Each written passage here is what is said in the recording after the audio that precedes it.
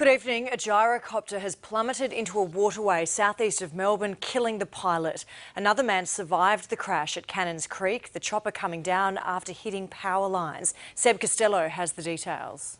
The survivor of a gyrocopter crash is dragged from the mud by strangers. He was in a bit of shock, so he wasn't saying much at all. He was in a bit of pain. Marcus paddled out with his kayak into this estuary at Cannons Creek. A former police member swam out to assist, the pair combining to drag the man to shore. Oh, you just do what you got to do, really, don't you? You don't really think about these sort of things. A second man in his 50s could not be saved. His grieving family on the riverbank within hours of the accident. Very, very traumatised, as you could well understand and appreciate.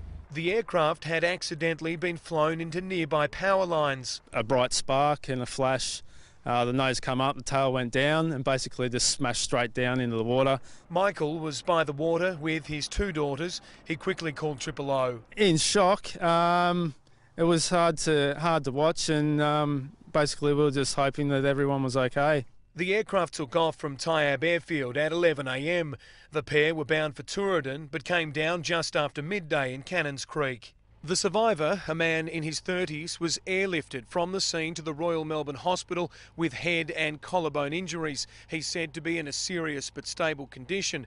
Paramedics, in no doubt the efforts of the rescuers who pulled him from the water, saved the man's life. Very heroic.